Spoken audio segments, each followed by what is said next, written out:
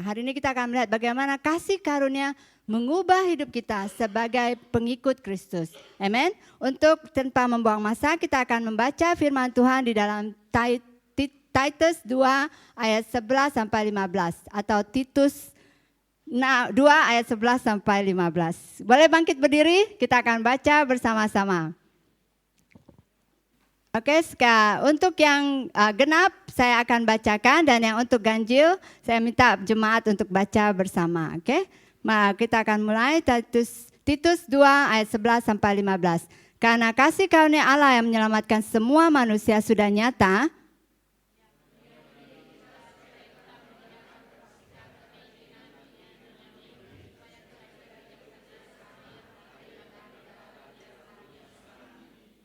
Dengan menantikan penggenapan pengharapan kita yang penuh dengan bahagia dan penyataan kemuliaan Allah yang maha besar dan juru selamat kita Yesus Kristus.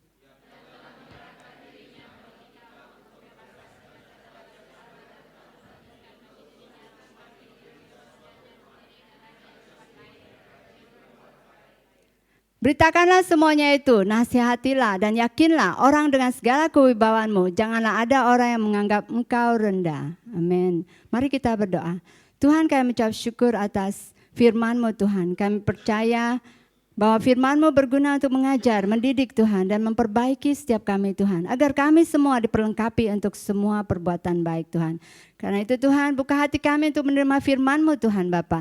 Dan Bapa biarkan hati kami seperti tanah yang subur, menerima dan mengaplikasikannya dalam hidup kami Tuhan. Terima kasih dan pakai hamba-Mu sebagai alat-Mu Tuhan. Kiranya hanya Engkau yang akan berbicara dan kata-kata remah-Mu Tuhan akan sampai kepada setiap hati. Dan tidak ada seorang pun yang pulang tanpa membawa bekal-bekal yang daripada Engkau. Terima kasih Tuhan, di dalam nama Tuhan Yesus kami mengucap syukur. Amin. Silakan duduk.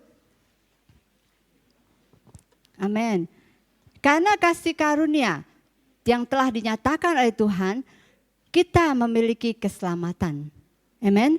Kita semua menerima keselamatan ini dengan kasih karunia Tuhan. Jadi apakah kasih karunia? Slide berikutnya. Apakah kasih karunia itu? Kita selalu mengatakan tentang kasih karunia sebagai Christian atau pengikut Kristus. Jadi apakah kasih karunia? Boleh saya slide berikutnya. Kasih karunia. Ada dua perkara yang kita lihat di dalam kasih karunia. Dua perkara. Perkara pertama yaitu di dalam kasih karunia itu ada anugerah. Dan apakah itu anugerah? Anugerah itu adalah tidak menerima hukuman yang kita layak terima. Kita tidak menerima hukuman yang seharusnya kita terima. Itulah anugerah. Contohnya banyak kali mungkin kita melakukan satu kesalahan, tetapi orang lain yang menanggungnya. Itulah anugerah. Yang kedua di dalam kasih karunia adalah yaitu kita menerima hadiah. Jadi tidak stop sampai kita tidak menerima hukuman. Tuhan tidak stop di sana saja. Itulah sebabnya pada saat Yesus mati di kayu salib dia katakan it is finished. Semuanya selesai. Karena dia tidak hanya melakukan pekerjaan separuh-separuh saja. Oke, dia melakukan pekerjaan dengan penuh. Yaitu setelah kita tidak menerima hukuman yang lain seharusnya kita terima, kita juga mendapat hadiah. Hadiah yang seharusnya kita tidak layak terima. Amin. Hadiah yang tidak seharusnya kita layak terima. Dengan segala apa yang kita lakukan, kita menerima hadiah. Itulah kasih karunia, saudara-saudara. Jadi kalau kadang kita sebut, wah banyak sekali kita dengar kata kasih karunia, kasih karunia. Tapi kita perlu menyadari betapa besarnya kata itu.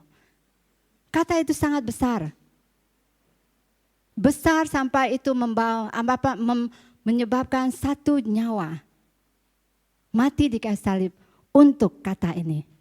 Dan itu kita terima. Jadi saudara-saudari, jika kamu menerima Yesus hari ini, jika kamu mengenal Yesus sebagai juru selamat pribadi kamu, mari kita memiliki rasa syukur yang besar. Karena itu sesuatu yang sangat luar biasa. Amin. Boleh katakan sebelah kanan kiri kalian, kasih karunia sangat luar biasa. Jadi kita semua layak dihukum atas dosa-dosa kita. Kita semua layak bertanggung jawab atas dosa-dosa kita. Tetapi Yesus menerima semua dan memikul semua dosa-dosa kita semua di kayu salib di dalam hidupnya. Kalau kita tengok film cerita Passion of Christ, atau kamu baca firman Tuhan, pada saat Yesus mengatakan Eloi Eloi lama sabachthani, saat itu katakan, Tuhan kenapa engkau meninggalkan aku? Saat itu dia sangat merasakan bagaimana Allah Bapa meninggalkan dia. Dan itu karena Yesus sangat mau berada bersama dengan Allah Bapa. Tapi karena dia harus menanggung semua dosa, pada saat dia menanggung semua dosa manusia, saat itulah Tuhan Allah Bapa tidak dapat bersama dengan dia. Dan itulah kesedihan yang paling dalam. Bukan pukulan, bukan rasa sakit dengan semua apapun yang dilakukan. Pukulan-pukulan tersebut, tidak. Tapi satu perkara yang sangat-sangat menyakitkan dia adalah pada saat Allah Bapa meninggalkan dia. Amin, saudara-saudari. Jadi itulah apa yang kita rasakan, dapat kita alami, yang dialami Yesus, yang saya harap kita semua dapat merasakan sedikit banyak apa itu kasih karunia. Dan dengan memahami kasih karunia ini, kita dapat melihat betapa besar Tuhan kita, betapa pemurahnya Tuhan kita. Dan apa yang harus kita lakukan dengan kasih karunia itu.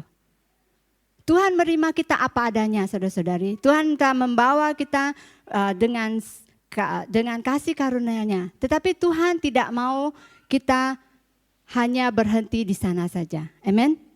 Jadi siapa kita sini semua menerima Yesus? Sudah menerima Yesus? Boleh angkat tangan kalian? Harus bangga kalau kalian menerima Yesus. Siapa sini menerima Yesus? Amin. Kalau kamu dapat hadiah, paling kamu suka Tupperware. Kamu mau cerita dengan seluruh dunia kan? Tuh. Untuk ibu-ibu. Kalau bapak-bapak apa? Kemarin dapat cup. Oke, jadi kita mau cerita dengan seluruh dunia. Begitu juga keselamatan kita. Kita harus bangga. Amin. Boleh katakan sebelah kanan kiri, saya bangga dengan keselamatan saya. Karena itu setelah kita menerima kasih karunia, apa yang harus kita lakukan? Apa yang harus kita lihat perubahan kehidupan kita melalui kasih karunia? Yaitu kita akan melihat 3 perkara. Yang pertama adalah kehidupan yang baru. Pada saat kita menerima kasih karunia, kita akan menerima kehidupan yang baru. Oke, kita akan baca firman Tuhan di ayat 12. Kita baca dengan teliti, dikatakan di sana, Ia mendidik kita supaya kita meninggalkan kefasikan dan keinginan-keinginan duniawi dan supaya kita hidup bijaksana, adil dan beribadah di dalam dunia sekarang ini. Oke, jadi dalam ayat 12 ini ada 2 perkara yang kita lihat. Ia mendidik kita supaya kita meninggalkan kefasikan dan keinginan-keinginan duniawi. Jadi itu yang pertama, yaitu kehidupan baru adalah berkata tidak kepada kefasikan dan keinginan duniawi. Oke. Dan yang kedua, apa yang tertulis di dalam ayat 12 itu dikatakan supaya kita hidup bijaksana, adil dan beribadah di dalam dunia sekarang ini. Kehidupan yang baru itu adalah yang kedua adalah untuk hidup dengan pengendalian diri, kehidupannya lurus dan benar di zaman sekarang ini. Amin. Saudara-saudara, jadi itulah kehidupan baru sebagai seorang Kristen. Yaitu kita mengatakan tidak kepada kefasikan dan keinginan duniawi dan mengatakan ya kepada kehidupan pengendalian diri, kehidupannya lurus dan benar di zaman sekarang ini. Jadi saudara-saudara, inilah kehidupan baru kita. Inilah kehidupan baru kita. Kalian masih ingat kalau kalian pernah baca firman Tuhan, ada seorang yang kerasukan. Lalu kemudian setelah itu murid Yesus menengking kuasa kegelapan itu. Dan apa yang terjadi setelah itu? Beberapa roh jahat masuk kembali. Kenapa? Karena orang adanya kekosongan. Jadi saudara-saudari, setelah kita menerima keselamatan, kita sudah dibersihkan dari dosa-dosa. Tapi apa yang kamu mau isi? Itu sangat penting. Apa yang kamu mau tambahkan di dalam hidup kamu yang baru itu? Jadi ini adalah kehidupan baru yang Tuhan inginkan, yaitu mengatakan tidak kepada kefasikan. Jangan lagi kita masukkan dengan perkara yang tidak baik, kefasikan duniawi. Tapi kita mau mengatakan ya dengan memasukkan buah-buah roh di dalam kehidupan kita. Pengendalian diri, kehidupan yang lurus dan benar di zaman sekarang ini. Amin. Lalu pertanyaannya adalah, kalau macam itu berarti semua adalah tentang do and don'ts. Mungkin kamu akan berpikir, kalau macam itu berarti itu semua tentang do and don't. Dan slide berikutnya, lalu pertanyaannya lagi, berapa baiknya dan jahatnya saya setelah saya menjadi Kristen? Apakah saya nanti, jadi saya harus hitung berapa perbuatan baik yang saya sudah buat. Dan kemudian berapa perbuatan jahat yang saya sudah buat. Dan nanti kita kontra. Macam berutang. Oh, saya buat baik 10 hari ini. Dan saya buat jahat 5. Jadi kita kurangkan, saya tinggal 5 yang baik. Oke, jadi kita akan berpikir, wah kalau macam itu. Jadi kehidupan kita macam do and don't saja. Tidak, saudara-saudari. Itu bukan apa yang dimaksudkan. Tetapi yang dimaksudkan adalah kita melakukan perbuatan baik itu. Kita mau diubahkan itu. Bukan dengan kekuatan kita, tetapi dengan kasih karunia Tuhan juga. Amin. Kita juga melakukannya dengan kasih karunia Tuhan. Di ayat berikutnya, yaitu bukan dengan kekuatan kita, tetapi melalui kuasa Roh Kudus. Jadi kalau kita menggunakan kekuatan kita, kita akan merasa letih. Kita akan merasa seperti, oh saya melakukan ini karena saya harus buat. Amen. Tapi dengan kuasa Roh Kudus dan dengan kesyukuran dalam hati kita, maka kita akan melakukannya dengan hati yang baik dan dengan kekuatan Roh Kudus. Amen. Contohnya, saya akan bagi ilustrasi. Yaitu di dalam Efesus 3 ayat 16 sampai 17, sebelum saya ke ilustrasi saya akan bacakan ini. Aku berdoa supaya Ia menurut kekayaan kemuliaannya menguatkan dan meneguhkan kamu oleh rohnya di dalam batinmu.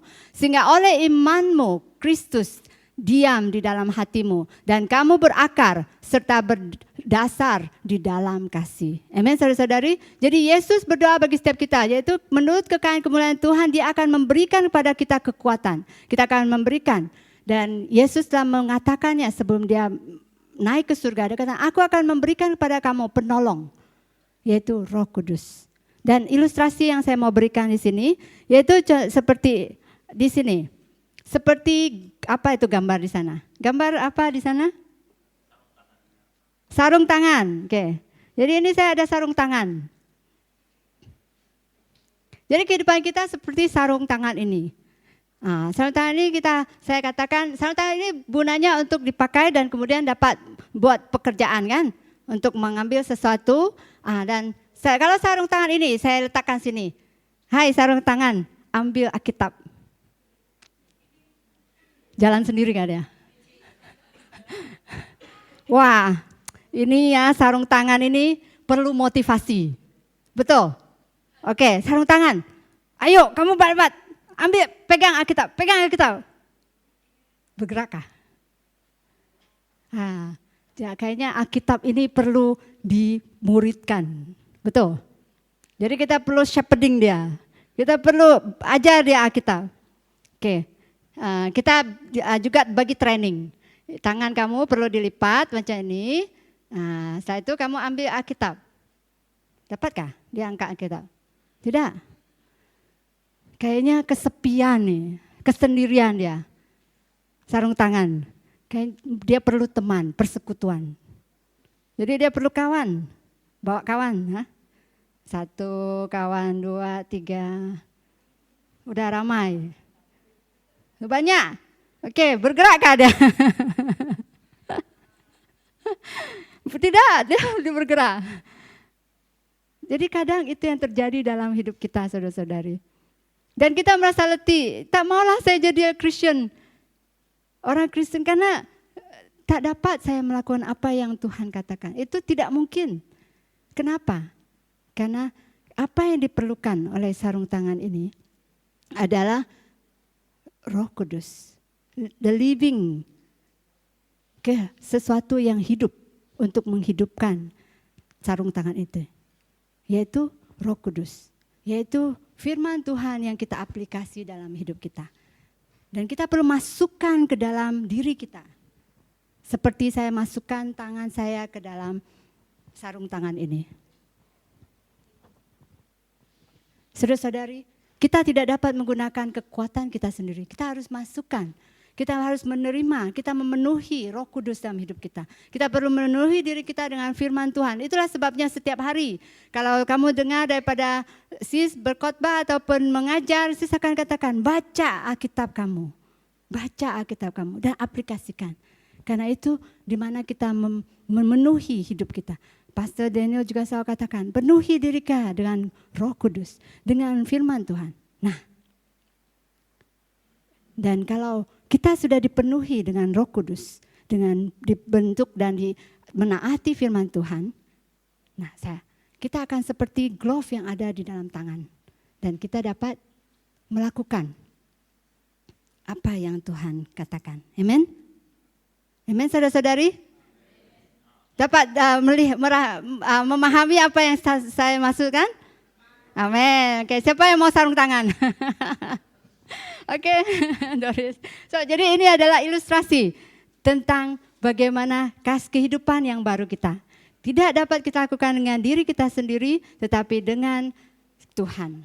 Jadi kita harus jauhkan pemikiran daripada konsep-konsep karma, yaitu di mana sebab dan akibat apapun yang kita lakukan. Kalau kita melakukan hal yang jahat, kita akan menjadi jahat, dan kita melakukan apa yang baik menjadi baik. Oke? Jadi bukan karena dengan kekuatan kita, tetapi dengan kekuatan Yesus yang melalui Roh Kudus. Ayat berikutnya di dalam Roma 6 ayat 23 dikatakan, karena upah dosa adalah maut, tetapi karunia Allah ialah hidup yang kekal dalam Kristus Yesus Tuhan kita. Amin.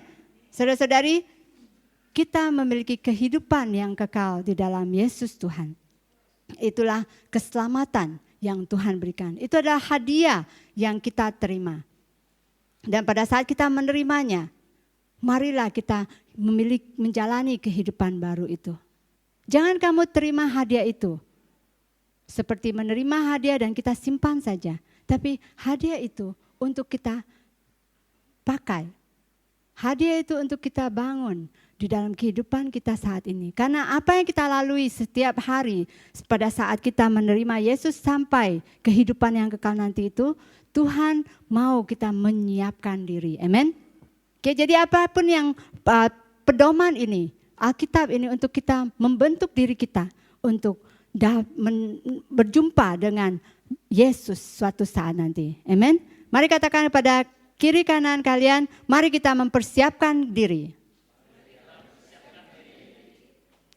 Saudara-saudari, jadi semua ini kita buat bukan karena mengerjakan keselamatan kita. Amin. Ingat, jadi kita bukan mengerjakan keselamatan kita. Jadi ini bukan satu menu Alkitab, ini bukan untuk memberitahu kamu apa yang harus kamu lakukan, apa yang tidak harus kamu lakukan. Tapi apa yang saya tidak mau lakukan dan apa yang saya mau bentuk dalam hidup saya. Dan itu untuk kebaikan kita. Dan kita lakukan juga karena kita berubah dari dalam. Yaitu kita biarkan Roh Kudus bekerja dari dalam hidup kita. Dan kita tersentuh oleh kasih karunia Tuhan. Amin. Karena kesyukuran kita pada Tuhanlah kita mau berjalan di dalam kehidupan yang baru ini. Amin. Saya ada beri satu contoh slide berikutnya. Yaitu pada tahun 1998 ada seorang peguam. Namanya Ahmad Jaharil Muhayyar. Okay. Peguam Bela ini ada nama sebutan, yaitu sebutan peguam kotak pensil. Kenapa? Karena dia membela seorang wanita yang mencuri kotak pensil untuk anaknya. Karena mereka sangat miskin, karena itu, tapi anak dia perlu mengikuti pengajian. Saat itu dia mencuri kotak pensil untuk anak dan dia ditangkap. Dan anaknya dapat lulus dengan tempat pertama di kelas. Karena itu Ahmad melihat apa yang ibu ini lakukan itu, walaupun itu memang salah. Dia katakan itu salah, tapi dia mencoba untuk membela dia karena kasih karunia daripada Ahmad ini untuk membantu ibu ini. Dan akhirnya apa yang terjadi? Ibu ini dibebaskan dengan bon berkelakuan baik. Maksudnya dia tetap perlu bayar apa yang dilakukan, yaitu salah, tetapi dia ada grace atau ada dikurangkan kesalahan dia. Dikurangkan kesalahan dia. Dan apa yang terjadi setelah itu? Suatu saat setelah beberapa tahun, ada seorang peguam muda berjumpa dengan Ahmad ini dan berjabat tangan dengan dia. Dan dia katakan, kamu ingat saya? Dan dia, tidak, saya adalah anak dari ibu yang mencuri kotak pensil. Dan dia adalah sehari ini, dia adalah seorang peguam. Dan ini adalah kisah benar. Di mana dia katakan, saya sangat bersyukur karena apa yang telah kau lakukan, kasih karunia yang saya terima. Dan saya mau melakukan apa yang benar dan belajar bersungguh-sungguh untuk menjadi seperti kamu. Sehingga saya dapat juga melakukan apa yang baik untuk orang lain. Amin. Saudara-saudari, inilah kasih karunia. Inilah kasih karunia Tuhan. Yang begitu besar. Dan saya berdoa bahwa setiap kita pada saat kita sudah menerima kasih karunia ini, jangan biarkan apapun yang perkara kecil untuk menjauhkan kita daripada Tuhan. Banyak kali kita meninggalkan Tuhan. Banyak kali orang-orang meninggalkan Tuhan karena kita merasa tidak cukup. Sebenarnya apa yang kita rasakan itu lebih kepada apa yang disebut privilege. Merasa saya seharusnya menerima. Kenapa kehidupan saya tidak sebaik orang lain? Kenapa saya harus mengalami hal ini? Tanyakan hari ini kepada diri kita. Apakah Tuhan cukup bagi kamu? Kalau Tuhan, Allah Bapa cukup bagi kita, apapun yang ada di dunia ini tidak akan membuat kita meninggalkan Tuhan. Amin. Amin, saudara-saudari. Karena Tuhan cukup bagi kita. Di dalam kehidupan kita yang kita lalui, itu tidak sebanding dengan apa yang Dia telah berikan dalam hidup kita. Amin. Mari kita katakan kepada sebelah kanan kiri kita, Tuhan cukup bagi saya. Amin. Amin. Jadi itu adalah yang pertama, kehidupan yang baru. Jadi dorongan daripada saya kepada setiap kita adalah jalani kehidupan baru kita dengan baik. Jalani kehidupan baru kita dengan baik, yaitu dengan fokus yang jelas. Saya adalah seorang Kristen yang di mana saya mau hidup dalam kehidupan yang telah diperbaharui dalam Tuhan dan mengisi diri hidup saya dengan perkara-perkara yang baik yang Tuhan inginkan. Dan saya mau melepaskan segala kefasikan yang mungkin kadang itu akan menggoda kita. Karena itu kelihatannya seperti sangat baik dan sangat indah. Tapi ingat saudara-saudari bahwa kehidupan baru kita dibayar dengan harga yang sangat mahal. Amin. Untuk itu kita akan ke berikutnya, kita akan kepada poin yang kedua. Dan poin kedua ini saya mau jemput Pastor Daniel untuk menyampaikan poin kedua. Amin. Terima kasih Ibu Mina untuk memberi peluang nih untuk saya ya. Kamu dapat lihat beban Ibu Mina ya, menyampaikan firman Tuhan. Betapa kasihnya untuk kita semua, untuk tetap tinggal bersama dengan Tuhan. Amin. Dan seterusnya ya, tentang kasih karunia Tuhan. Bagaimana kita boleh hidup dalam kasih karunia? Apa kesan kasih karunia itu dalam kehidupan? Ya, pertama kita dengar kehidupan baru. Kita harus ada kehidupan baru yang di dalam kehidupan kita, yang bebas daripada keinginan untuk melakukan dosa. Tuhan mengatakan, anaknya membebaskan kita, kita akan menjadi orang yang bebas. Amin. Dan kebenaran itu juga membebaskan kita. Dan seterusnya kita akan melihat harapan yang baru ya.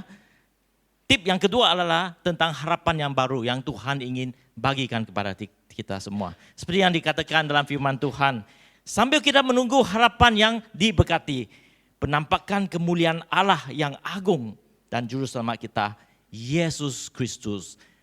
Saya ingin mengatakan kepada kita, harapan ini bukan satu teori. Bukan satu yang kita bacakan, oh ini ya, kalau kita ada harapan, ini yang telah kita bacakan. Tapi sebenarnya harapan itu adalah seorang, yaitu Yesus Kristus. Orang yang benar, yang datang ke dunia ini untuk menyelamatkan kita. Oleh itu kita tidak mengharapkan dengan kebijaksanaan, dengan pemikiran kita, tapi kita harapkan kepada siapa? Yesus Kristus. Oleh itu iman itu adalah persekutuan kita, persahabatan kita dengan Tuhan. Amin. Kalau kita ada harapan, kita ada iman. Kalau kita ada iman, kita ada persekutuan dengan Tuhan. Tanya diri kita sendiri hari ini. Adakah saya mempunyai persekutuan dengan Tuhan? Tanya. Amin. Oke, seterusnya. Apa ada 3 yang kita ingin lihat? Hidup dalam harapan di 1 Tesalonika ya 4:11 yang mengatakan, dan anggapkanlah sebagai suatu kehormatan untuk hidup tenang, untuk mengurus persoalan-persoalan sendiri dan bekerja dengan tangan seperti yang telah kami pesankan kepadamu, sehingga kamu hidup sebagai orang-orang yang sopan di mata orang luar dan tidak bergantung kepada mereka. Saudara-saudari, kehidupan kita bukan hanya mengenal Tuhan, tapi apabila kita mempunyai harapan yang baru, kita harus hidup supaya orang mengenal Tuhan di dalam kehidupan kita. Nah, apabila ini berlaku, kita akan menjadi orang yang orang katakan, oh ini mempunyai orang Kristen. Ya, kadang-kadang kita melihat, oh kenapa orang Kristen berbuat begitu? Kenapa dia melakukan perkara yang tidak sopan? Yang bukan seperti sebenarnya kasih yang seperti Kristus lah yang kita katakan. Kenapa ini berlaku? Kerana tidak ada Kristus dalam kehidupan. Kalau seorang yang mempunyai Kristus dalam kehidupan, seperti yang telah ditunjukkan, tangan dia mesti mempunyai Roh Kudus yang bergerak dalam kehidupan kita. Mungkin ada orang tanya, kenapa kamu selalu pergi gereja pada hari Ahad? Apa jawaban kamu? Kita semua. Mungkin ada, ini hari Ahad lah, aku kena pergi gereja. Ya, mungkin ini berlaku. Tapi saya ingin kita selalu ingat bahwa kita datang ke gereja bukan kerana satu tanggung jawab. Tapi sebenarnya ada Roh Kudus yang bekerja dalam kehidupan kita. Kadang-kadang kita harus mendengar suara Roh Kudus. Roh Kudus, kenapa saya tidak merasa kerinduan untuk ke gereja? Adakah kita pernah menanya begitu? Kalau kita kasih pada Tuhan Yesus dan tahu dengan mengenal dia secara pribadi, keinginan kita harus ada dan selalu memimpin kita untuk bergerak dalam kerajaan Tuhan. Dan gereja lah yang membinakan kerajaan Tuhan. Amin. So itulah kenapa kita akan rasa, oh kenapa hari ini tidak ada gereja? Kadang-kadang kita ada off day ya. Kita akan rasakan, oh tak apa. Walaupun tak ada gereja, kita adalah gereja. Ya, kita tetap akan berdoa, kita tetap akan bersama dengan Tuhan dalam kehidupan kita. Amin. Inilah yang penting bagi kita mengetahui bahwa Tuhan inginkan ini berlaku dalam kehidupan kita. Persoalan, seterusnya, ada 3 perkara yang saya ingin katakan. Ada slide seterusnya. Ya, satu ya, hidup dengan takut pada Tuhan. Dalam ayat Amsal 9:10. Permulaan hikmat adalah takut akan Tuhan dan mengenal Yang Maha Kuasa adalah pengertian bagi kita. Kadang-kadang kita tidak langsung takut pada Tuhan kerana kita masih lagi dipengaruhi oleh dosa. Masih lagi inginkan melakukan perkara yang melibatkan dosa. Tapi firman Tuhan mengatakan, hikmat adalah takut pada Tuhan. Kita harus mempunyai hikmat ini. Bahwa apa yang kita lakukan, kita harus ingat Tuhan. Kadang-kadang kita katakan, oh adakah ini perkara yang tak bagus? Adakah ini dosa? Sebenarnya kita tahu apa yang Tuhan inginkan dan apa yang Tuhan tidak inginkan. Semua orang, termasuk orang yang tak mengenal Tuhan. Apabila anak-anak, ya, saya perhatikan anak-anak yang masih muda, apabila mereka melakukan kesalahan, tetap mereka akan sembunyikan kesalahan itu daripada ibu bapa. Kenapa? Kerana semua manusia dicipta dalam wajah Tuhan. Dan mereka mengenal apa yang baik, apa yang tidak baik. Dan bagi kita semua, sangat jelas apa itu dosa. Tapi apabila kita melakukan kesalahan itu, kita harus perhatikan. Adakah saya takut sebenarnya pada Tuhan? Kenapa aku selalu melakukan ini, dosa ini? Kenapa selalu keinginan melakukannya? Adakah saya takut pada Tuhan? Ya, takut pada Tuhan tidak bermaksud kita lari daripada Tuhan. Takut pada Tuhan adalah kita mengatakan, Tuhan, saya tidak ingin melakukan perkara yang kamu tidak ingin saya lakukan. Ya, di dalam firman Tuhan, dalam Pengkhotbah, ini yang dikatakan, apa yang penting adalah ini. Akhir kata dari segala yang didengar ialah, takutlah akan Allah dan berpeganglah pada perintah-perintahnya, kerana ini adalah kewajipan setiap orang. Amin. Di dunia ini sangat-sangat mempunyai perkara yang menggodakan kita. Kadang-kadang keuangan. Kadang-kadang benda seperti seorang yang pengusaha. Kadang-kadang kita inginkan sesuatu yang sangat menarik. Keuangan, kejayaan dalam dunia ini. Tapi haruslah kita ingat, adakah ini yang Tuhan inginkan? Kerana sebagai saya dalam kejayaan saya melihat banyak perkara yang berlaku. Antara orang Kristian, antara orang Kristian, mereka terlibat dalam perniagaan yang ternampak sangat menguntungkan. Ya, ada seorang pelanggan, ya, dia memberi faedah kepada investor-investornya sampai 10%. Wah, sangat menarik kan? Kalau kamu seorang investor, kamu kan, wah ini faedah akan bunga yang akan kembali 10%. Jangan kata 1 tahun 10% itu banyak. Kalau bandingkan dengan bank, ya, 5% saja paling besar. 4 ada 3%. Tapi perniagaan itu sampai 10%, percayakah? Ada orang sampai percaya. Kita harus menjadi orang yang takut pada Tuhan. Tanyalah Tuhan, adakah ini satu perniagaan yang baik? Orang mungkin yang mengusahakan perniagaan itu juga mempunyai tahap greed. What is greed in BM? Tamak. Keinginan menguntungkan. Oleh itu dia bagi. Okey, tak apa, kamu bagi duit saya bagi 10%.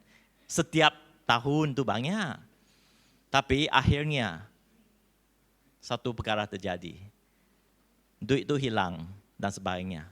Siapa yang rugi? Investasi orang rugi. Peniaga itu mungkin dia ambil duit, kebanyakan mereka ambil duit untuk menjalankan usaha sampai mereka gagal. Dan ini yang berlaku. Ketamakan, keinginan duit. Sampai kehilangan Tuhan. Apa yang penting bagi Tuhan untuk kita semua? Dalam kehidupan kita harus ingat, semua perkara di dunia ini akan berakhir. Tidak akan berterusan. Hanya 3 perkara, hanya 3 benda yang berterusan. Berkekalan. 1, Tuhan. 2, firman-Nya.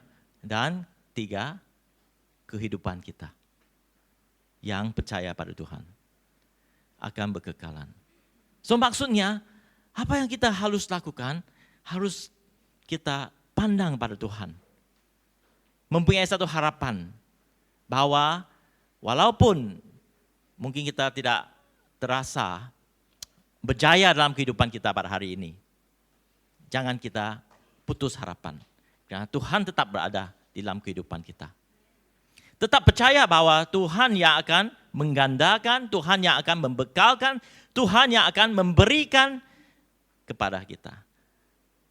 Saya pernah mendengar satu kesaksian daripada seorang director di pengarah hutan di Sabah. Sebenarnya apa yang berlaku dalam kehidupan dia? Dia pengarah, asisten pengarah. Sebelum dia menjadi pengarah, dia asisten pengarah. Sepatutnya dia dapat promosi untuk menjadi pengarah perhutanan di Sabah, Jabatan Perhutanan di Sabah.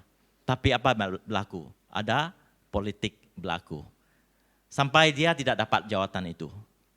Dalam masa itu dia seperti kehilangan.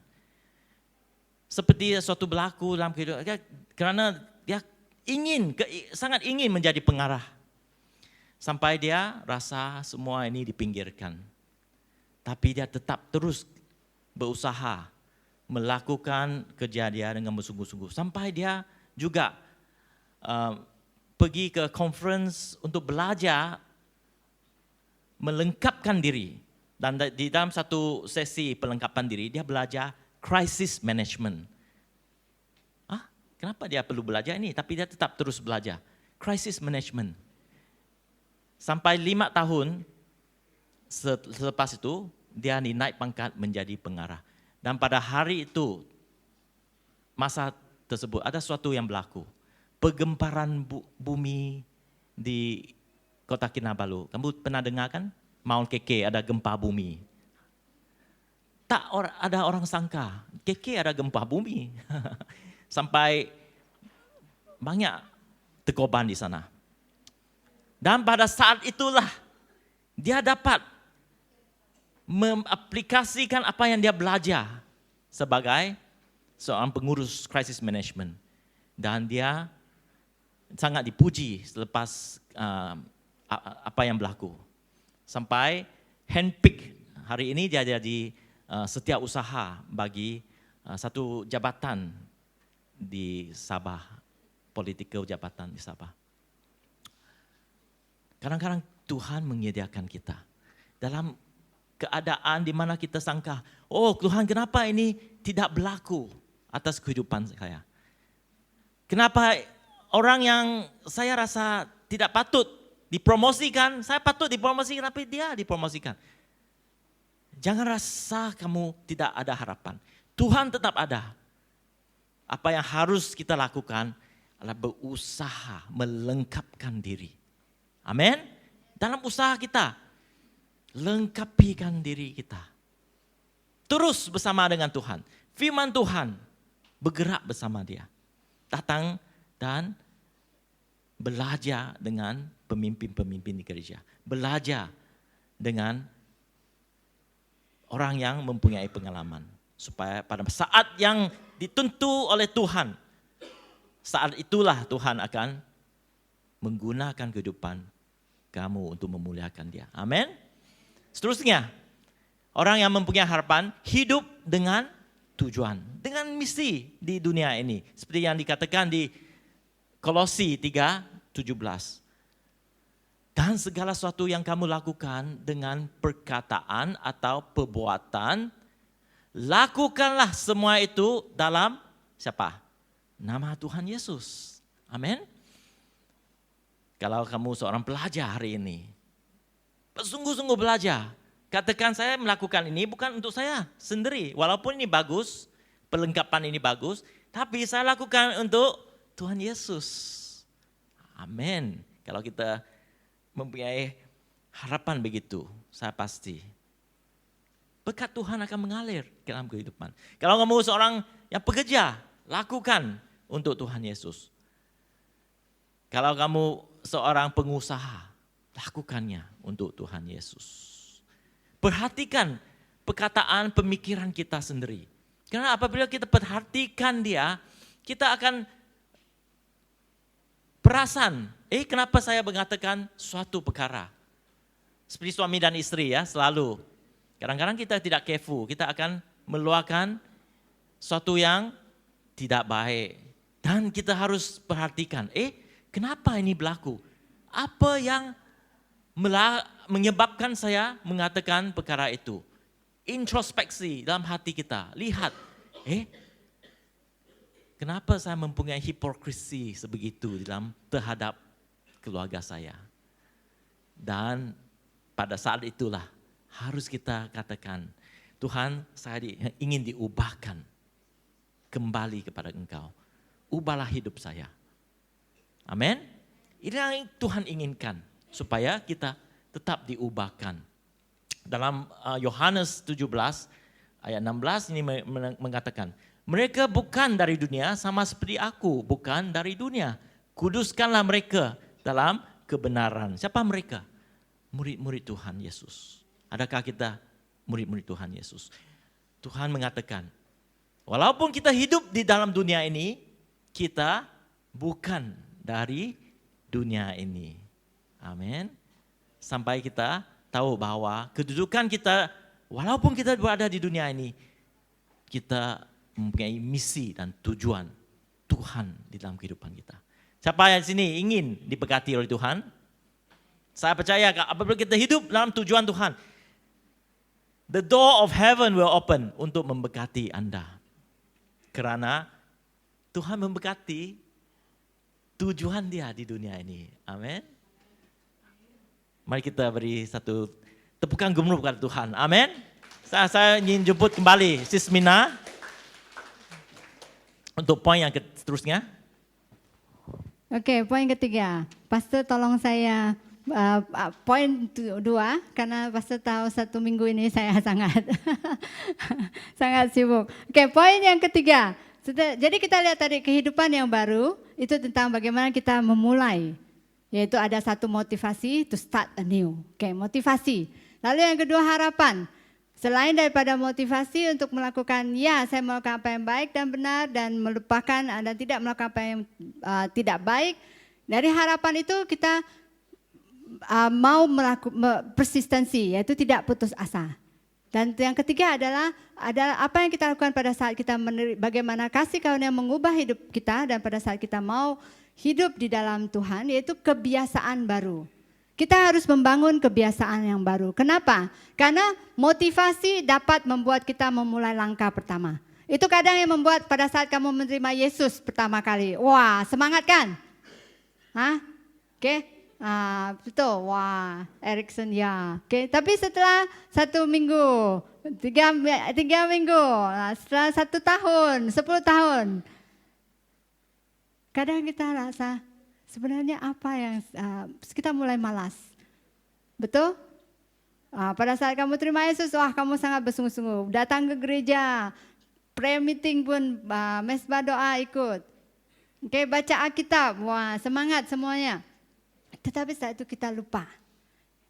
Banyak sekali perkara yang masuk dalam hidup kita.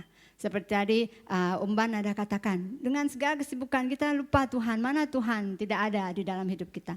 Oke, jadi ingat, motivasi dapat membuat kita melakukan langkah pertama, tapi kebiasaan yang dapat membuat perubahan yang kekal. Jadi kadang yang menyebabkan kita kehilangan arah itu adalah kita tidak membangun kebiasaan yang baru. Kita hanya coba sekali 2 kali dan kita tidak bangun kebiasaan yang baru. Jadi change your habit, change your life. Kita perlu merubah kebiasaan kita. Apapun yang sudah kita mau lepaskan sepenuhnya dan bangun kebiasaan yang baru. Amin. Dalam membangun kebiasaan baru di ayat ke-14 katakan bersemangat untuk melakukan kebaikan. Jadi kita melakukan kebaikan, bersemangat melakukan kebaikan, itulah kebiasaan baru yang saya mau dorong setiap kita hari ini. Bersemangat untuk melakukan kebaikan. Slide berikutnya, semangat untuk melakukan kebaikan. Kenapa?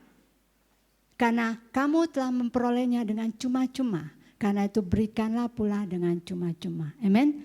Kadang kita merasa kita tidak cukup untuk melakukan kebaikan. Tidak, kita mencukupi karena Tuhan yang telah memberikan pada kita.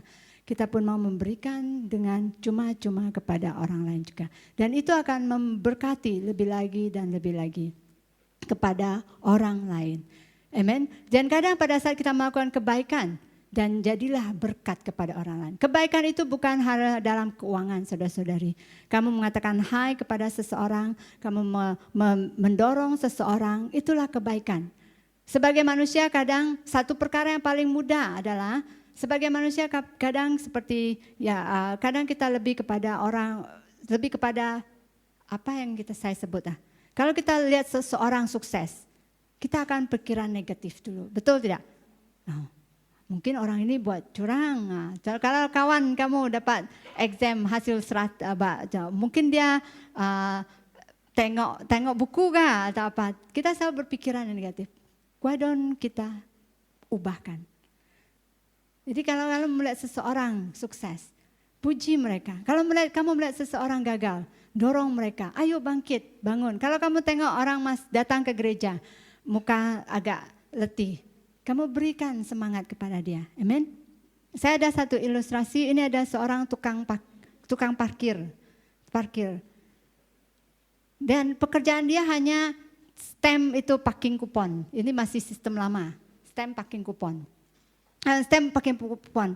Dan ada satu kali seorang manajer dia datang dan dia stamp kupon. Dan dia tengok tukang parkir parking attendant, bukan tukang parkir di sini.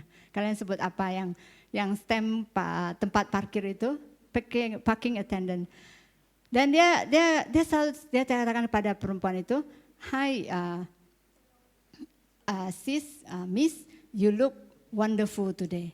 Wah, saat itu dia sangat down. Tapi pada saat mendengar apa yang dia katakan oleh parking attendant itu, dia langsung merasakan sangat bersemangat. Terima kasih untuk hal itu. Dan kamu tahu apa yang terjadi? Sebenarnya banyak orang datang ke parking attendant itu. Setiap hari queue up. Bukan karena mereka suka untuk stamp itu parking. Karena ada mesin juga. Tapi mereka masih mau pergi ke tempat dia. Kenapa? Karena dia menjadi berkat bagi orang di sana. Setiap orang yang dia jumpai, yang stamp parking kupon mereka, dia akan bagikan kata-kata dorongan. Kata-kata dorongan. Jadi semua banyak sekali suka datang ke sana. Jadi saudara-saudari, kebaikan itu kita lakukan di mana kita berada. Bukan di posisi yang besar yang harus kita dapat menjadi berkat. Tidak, dimanapun kita berada. Apapun yang kita lakukan. Amen. Pelayanan yang kita lakukan saat itu sebagai usher, kita bangkitkan semangat orang-orang yang datang gereja. Kalau kita berkhotbah, kita lakukan yang terbaik untuk mendorong orang di dalam khotbah. Yang puji sembah, kita bawa mereka masuk dalam hadirat Tuhan. Amen. Di tempat kerja juga, sebagai apapun posisi kalian, sebagai pekerja ataupun sebagai bos, pakai peranan kita untuk melakukan kebaikan, menjadi berkat. Walaupun ada harga yang perlu kita bayar, walaupun tidak mendapat balasan, ingat bahwa kita terima dengan cuma-cuma dan kita mau berikan dengan cuma-cuma. Amen. Dan berikutnya, kadang kita mungkin merasa letih, tapi saya mau mendorong saudara-saudari, yaitu bagaimana kita dapat bertahan. Simple, sangat mudah. Jangan tanggung sendiri, saudara-saudari. Kenapa? Karena Yesus mengatakan di dalam Matius 11 ayat 29 sampai 30, "Pikulah kuk yang kupasang dan belajarlah padaku, karena aku lemah lembut dan rendah hati, dan jiwamu akan mendapat ketenangan, sebab kuk yang kupasang itu enak dan bebanku pun ringan." Saudara-saudari, itulah kasih karunia, di mana kita tidak menanggung beban kita sendiri, tetapi ada Yesus bersama dengan kita. Jadi kalau kamu merasakan beban, mungkin kamu perlu tanya diri kita sendiri. Apakah saya menanggungnya sendiri hari ini? Apakah saya melibatkan Tuhan hari ini? Dan banyak sekali kesaksian dalam hidup saya, dan saya percaya kalau kalian mau lihat lebih lagi, banyak kesaksian dalam hidup kalian. Di mana pada saat kamu mengandalkan Tuhan, Tuhan bekerja. Amen. Banyak kali setiap bangun pagi, saya melihat, wah ini saya harus kerjakan. Bagaimana menyelesaikannya? Dan saya berdoa dan saya serahkan kepada Tuhan. Tuhan, kamu turut campur. Contohnya baru-baru ini, Bapak pastor meninggal 3 minggu lalu.